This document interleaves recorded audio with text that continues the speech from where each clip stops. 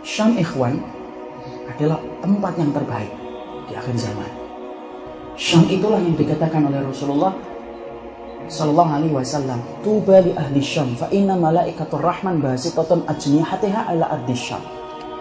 Beruntung itu penduduk Syam, karena setiap para malaikat Ar-Rahman itu ketika mengepakkan sayapnya, maka mereka itu memilih kota Syam. Itu Syam. Syam yang dikatakan oleh Hudzaifah ibnu Yaman, "Ya Rasulullah, kalau saya harus keluar dari kota Madinah, mana kota yang engkau rekomendasikan buat kami ya Rasulullah?" Rasulullah kemudian mengarahkan telunjuknya mengarah ke kota Syam dan berkata, "Fa innallaha takaffala li bisyami wa ahlihi." Allah telah menjaminkan untukku bagaimana kebersihan tanah Syam dan bagaimana kemurnian iman orang-orang Syam. Syam yang kelak menjadi tempat turunnya Isa alaihissalam. Syam, bukan di Bali, apalagi di Bekasi, enggak. Di Syam itu. Maka tahukah kita, ketika saya pernah menjadi orang Indonesia, saya banyak mengambil hal-hal yang luar biasa dari orang Syam itu. Ya, ketika ngantar seorang dokter, 2 orang dokter dari UGM ketika misi kemanusiaan ke rumah sakit. Di sana kemudian Masya Allah, saya itu mendapati betul apa yang dikatakan Nabi itu. Ternyata saya mendapati orang-orang yang luar biasa dalam iman, itu salah satunya orang Syam. Walaupun mereka dibodohkan selama puluhan tahun, tapi dengan adanya ini, berkah mereka. Mereka betul-betul kembali kepada agama Allah dan betul-betul luar biasa. Anak-anak kecil, ikhwan, umur 6 tahun, 5 tahun. Masya Allah, itu kalau habis kita kasih permen, karena kita beli permen untuk memberikan hadiah kecil untuk mereka. Itu Masya Allah, ngucapin Alhamdulillahnya luar biasa. Itu kadang-kadang ngikutin kita ketika kita balik ke rumah sakit itu sambil mengatakan apa? Allahu yahfadkum, Allahu yahmikum. Tahu artinya? Semoga Allah menjagamu, semoga Allah merawatmu. Umur 5 tahun. Kalau diucapkan umur 14 tahun, anak maklum. Ini 5 tahun, 6 tahun. Ucapannya sudah Allah dan Allah. Saya pernah mendapati seorang ikhwan, yaitu kemudian ada sebuah kisah, ibu-ibu datang ke rumah sakit. Di rumah sakit itu kemudian beliau itu ditensi sama dokter, gula darahnya itu sampai menembus hampir 600. Dia merasakan sini pusing kepalanya, susah dan berat. Saya sampaikan, saya penerjemah, disampaikan ke dokter. Dokternya dengan ngomong, "Gampang Ustadz, ini gulanya tinggi. Suruh jangan banyak makan, dikendalikan makannya." Saya kemudian cerita, saya sampaikan, saya terjemah, "Ala tuksiri fit ta'am." Jangan banyak makan ya Umi, wahai ibuku jangan banyak makan. Ibu itu ngeliatin saya lama dan berkata, "Antum datang dari mana? Dari Indonesia ya?" "Iya." "Yang sama dokter ya?" "Iya." "Antum berapa kali makan di sini?" "Sekali." Kadang-kadang kalau ada rezeki 2 kali, karena tidak pernah kita makan itu kecukupan di sana. Sekali atau 2 kali. Kemudian ibu itu berkata, "Antum tahu kok makan di sini susah kok. Kok antum bisa ngomong ke saya supaya jangan banyak makan?" Padahal saya cuma menerjemah. Saya mau ngomong itu loh dokternya. Tapi kan Masya Allah, masuk saya nyalain dokter. Ya sudah, saya bilang sudah. Kemudian saya ngomong lagi ke dokternya, "Dok, diagnosa antum salah. Ini kan kita jarang makan." "Oh iya Ustaz, saya lupa." Nah, maka kemudian dokter ini ngomong lagi, "Kalau gitu Ustaz, kasih tahu ke beliaunya supaya kemudian jangan banyak pikiran." Saya tahu itu pasti salah lagi. Hakikatan wallahi ini, saya kemudian sampaikan apa adanya. Saya sampaikan, "Bu, jangan kemudian banyak mikir." Ibu itu ngeliatin saya kembali. Saya tahu nih salah. Ya sudah, saya diem aja. Terus kemudian ibu itu ngomong, "Saya tuh punya 2 anak, 2. Yang satu diambil Nusairi ketika habis pulang dari masjid, yang satu diambil tengah jalan. Kalau hidup di mana, kalau mati kuburannya di mana? Ente ngomong sama saya supaya saya jangan banyak mikir. Lah yang mikirin anak saya siapa?" Coba ikhwan, anak itu dingin, nangis beliau ikhwan, air mata itu jatuh, nangis sesenggukan, hidup sebatang kara. Suaminya sudah meninggal terkena reruntuhan bangunan.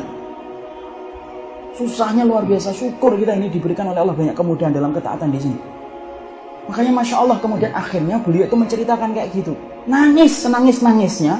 Lalu kemudian antum tahu, hal yang membuat saya takjub adalah ketika di sela-sela dia menangis, saat tangisnya itu tiba-tiba dia berucap, Hasbiyallah la ilaha illallah. Cek, berhenti, sapus air mata, hilang.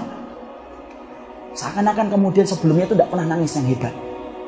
Dengan mengatakan Hasbiyallah la ilaha illallah. Saya cuma husnudzon, Masya Allah, luar biasa. Kalau kita dulu di sana cuma 1 bulan pulang. Kalau mereka sampai kapan? Tidak akan pernah batas tahu akhirnya.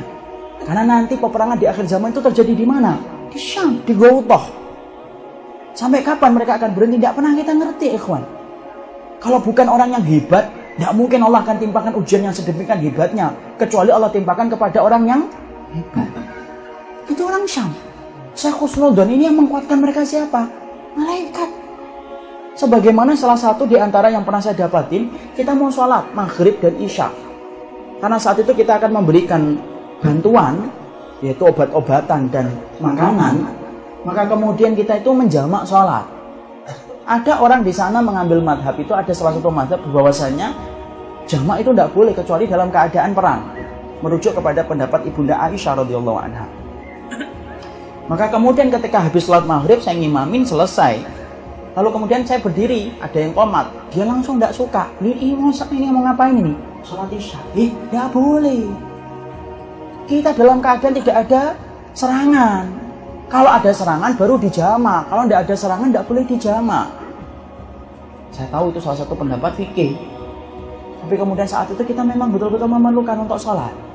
Kita mau sholat kemudian beliau itu narik-narik tangan saya dan tidak membiarkan saya untuk takbiratul ihram. Kemudian tarik-tarikan tangan. Saya bilang, Pak, saya mau sholat. Tidak boleh, nanti sholat isyanya. Akhirnya kemudian salah satu dokter berkata, Ustaz, tolong sampaikan ke beliau. Nanti dia dijelaskan habis sholat. Akhirnya kemudian saya sampaikan, nanti ya Pak, habis sholat saya terangin. Nah, baru dilepaskan. Sholat saya ikhwan. Sholat itu dia duduk di samping saya. Seakan-akan nunggu jawaban. Saya tuh sholat sambil ini, dia di sini.